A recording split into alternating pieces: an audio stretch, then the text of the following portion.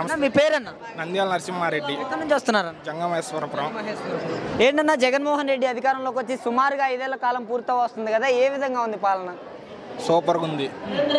గెలుస్తాడంటారా next? 145 అయితే పక్కా. 145 yes పక్కా. అంటే ఇప్పుడు ప్రతిపక్షాలు అయితే బలంగా అయితే ఉన్నాయి, మరి ఇప్పుడు పొత్తులు కూడా అలయన్స్లు అయితే ఉన్నాయి కదా, ఈ అలయన్స్ వల్ల ఇబ్బంది రాదంటారా? ప్రతిపక్షాలు బలంగా లేకే వాళ్ళు ఒకళ్ళొకళ్ళు పోటీ పడి అందరు కలిసి వస్తున్నారు. జగన్మోహన్ రెడ్డిని ఎదుర్కొనలేకే వస్తున్నారు, కానీ జగన్ దగ్గర బలం లేదని ఎలా అనుకుంటారు? మరి ఇన్ని పార్టీలు కలుస్తున్నాయి కదా, ఇన్ని పార్టీలు కలుస్తుంటే జగన్మోహన్ రెడ్డి గారు భయపడకుండా ఎలా ఉంటారు అంటారు? ఎన్ని పార్టీలు కలిసినా జగన్మోహన్ రెడ్డి గారికి అండగా ఉండేది వాలంటీర్లు ఒక్కర్లే. వాలంటీర్లు ఒక్కళ్ళు కలిసి చాలు, వాళ్ళ ఏరియా మొత్తం వాలంటీర్లు ఓట్లు వేపిస్తే చాలు. మరి ఈ వాలంటీర్ల వల్ల ఉపయోగమే లేదనేసి అంటున్నారు చాలా మంది.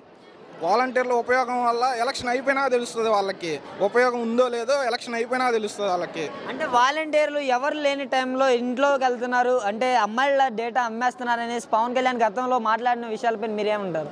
అలాంటివి మొత్తం జన సైనికులను అడిగితే వాళ్ళు బాగా చెబుతారు. ఇంకా వాళ్ళు ఎప్పుడు ఏ గోడ దూకుతారో వాళ్ళని అడిగితే బాగుంటుంది.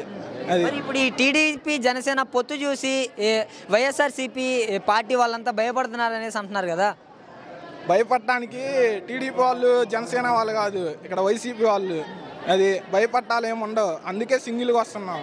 మరి ఈ సచివాలయం వ్యవస్థలో కూడా లంచం ఇస్తే కానీ పనులు జరగట్లేదు అనేసి అంటున్నారు కదా.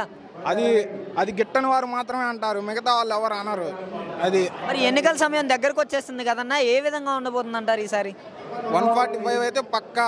ఈసారి జగన్మోహన్ రెడ్డి గారు అయితే సీఎం అవుతారు, అదైతే కన్ఫర్మ్.